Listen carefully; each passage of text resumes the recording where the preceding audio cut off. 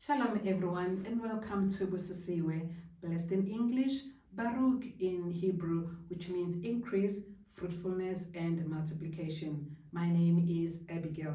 We continue with the sixth day of creation, which is part of the series entitled Knowing the End from the Beginning. And we're doing the comparison between the same narration that is given in the book of Yobel or Jubilee to the book of Parashith or Genesis, and where we are seeing shortfalls in terms of what is not included in the book of Parashith, which we need to know exactly in full what exactly was created. We then look at the book of Yobel chapter 2 or Jubilees chapter 2 verse 11 to 13, and it reads, "On the 15th day, he created great sea monsters in the depths of the waters. For these were the first things of the flesh that were created by his hands, the fish and everything that moves in the waters, everything that flies, the birds and all their kind." There's an issue again about the kind. "And the sun rose above them to prosper them, and above everything that was on the earth, everything that shoots out of the earth, and all fruits-bearing trees and all flesh, the three kinds he created on the fifth day was the great sea monsters, the fish, as well as the birds."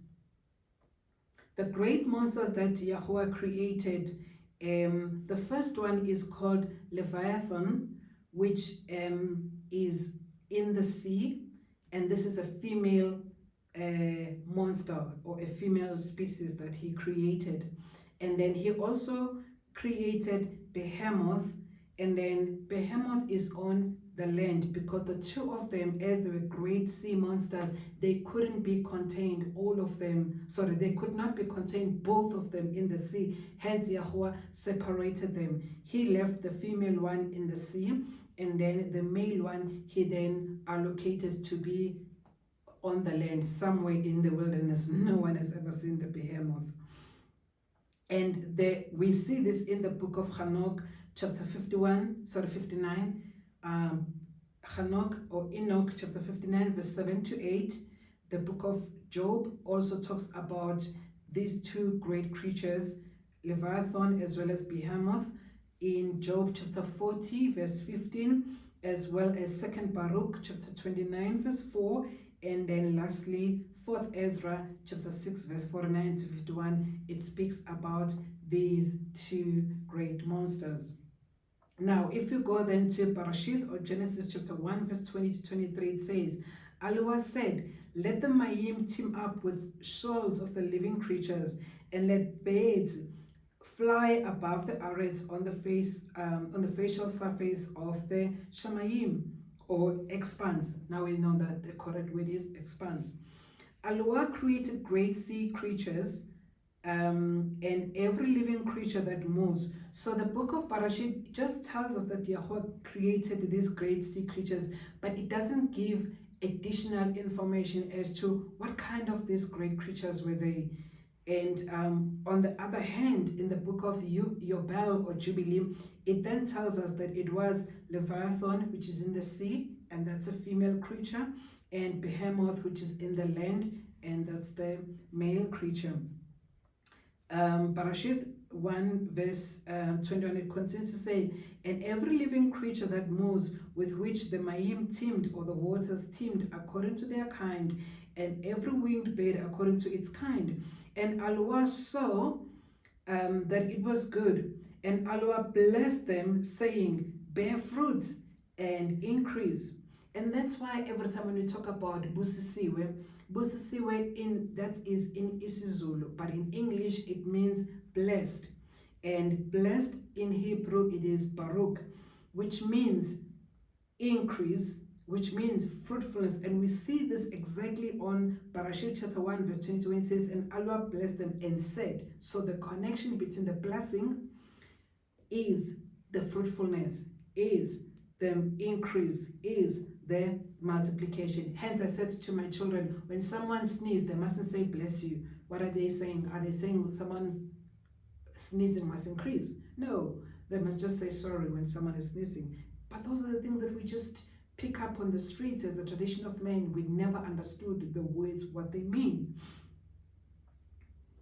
And it continued then to say that he blessed them and said, fill the waters in the seas and let the beds increase on the areas. And there came to be evening and there came to be morning, the 5th day.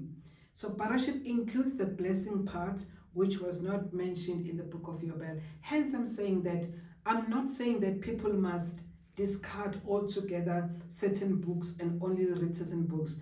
There is some information that is captured on another books that is not captured on other books. So because we all things, as the word says, all things are ours, we need to be able to read all this information, for we have access to it.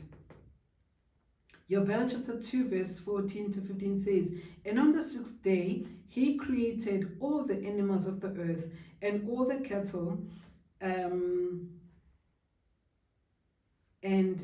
everything that moves on the earth. And after all this he created men. A man and a woman he created he them. Who created? Yahuah created man and a woman. It wasn't let us. It was only him who created. Hence, Yahuah confirms this in the book of Proverbs chapter 8 that I was excited. I was beside Yahuah when he created these things, not when we created. Excuse me.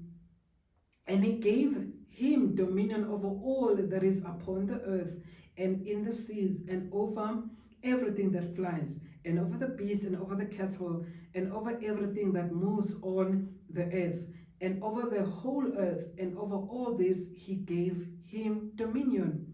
And these 4 kinds he created on the 6th day. So what were the 4 kinds that were created on the 6th day? 1, it was all the animals of the earth or the earth.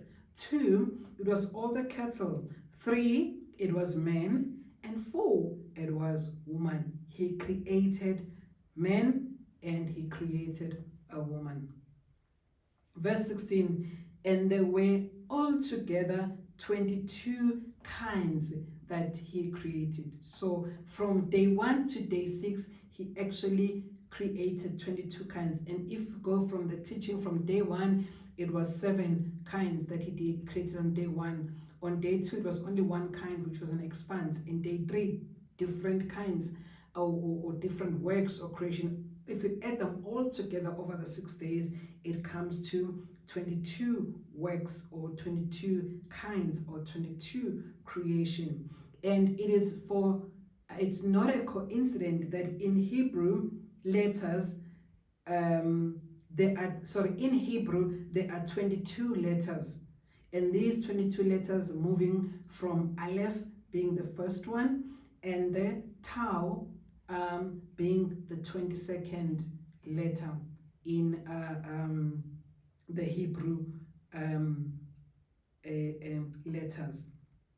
If we go to the book of Parashit chapter 1 verse 24 to 31, it reads, Yahuah said, let the earth bring forth the living creatures according to its kind, livestock, creeping creatures, beasts of the earth or earth, according to its kind. It came to be so. Yahuah made the beast of the earth or the earth according to its kind, livestock according to its kind, and all that creeps on the earth according to its kind. Yahuah said that it was good.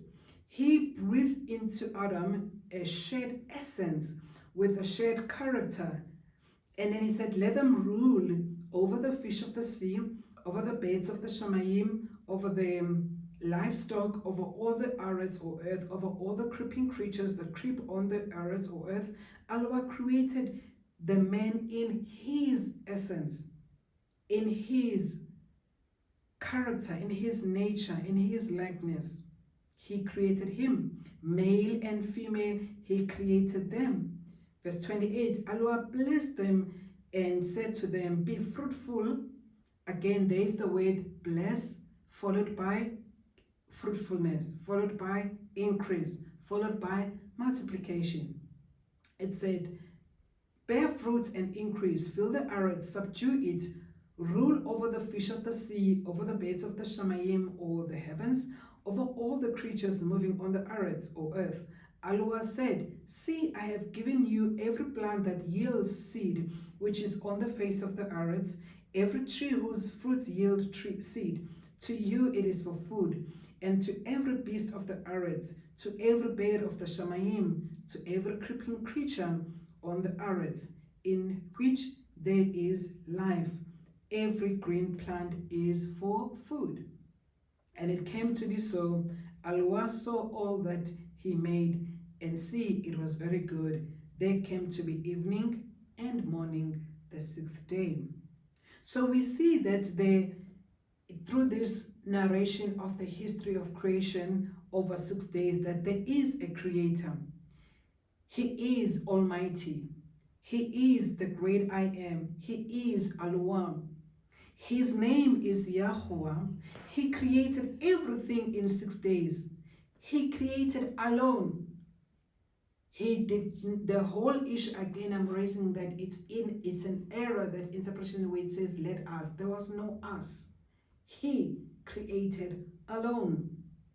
Hence, Yahuah confirms this in the book of Mashal, or Proverbs chapter 8, verse 22 to 31.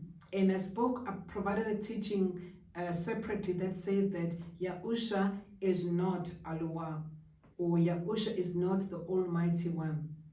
He is the Son of the Almighty One. He is the begotten of the Almighty One. He is the brought forth of the Almighty One. It's not true what people are saying, that he always existed with Yahuah. At some point, he was brought forth. And we see this in the book of Proverbs chapter 8. And I provided the entire teaching in this very series around that he is the begotten of the Father. He is the one that was brought forth. And he always says that the Father is greater than I am. He always says that I do what I see my Father do. He always exalted the Father. They are not at the same level or status. We can see all this through Yobel chapter 2. And also when I was providing this teaching, I also addressed the issue of distorting of the roles and the function. There is a function that Yahuah does, and the work or the function that the Father does. But Christianity has actually matched the two, to the extent that when they pray, they don't even acknowledge that we pray or we ask the Father or Aleph Bet in the name of Yahuah the Son. We can see this throughout the book of Yobel, who then came up then with the verse that says, let us make man, because there is no let us make man in the book of Yobel chapter 2. Who would have Yahuah been talking to? He was the only one that created.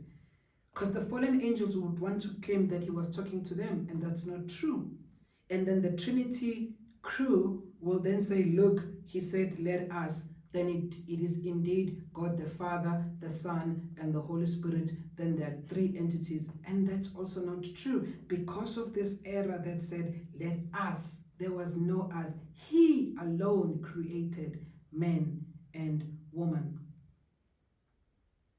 Yahuah is opening our eyes in our times. And we have a responsibility to do something with what we have now learned. Because anyone who hears the word but does not practice it is like someone who's looking at themselves in the mirror. By the time they move, they've forgotten how they look like.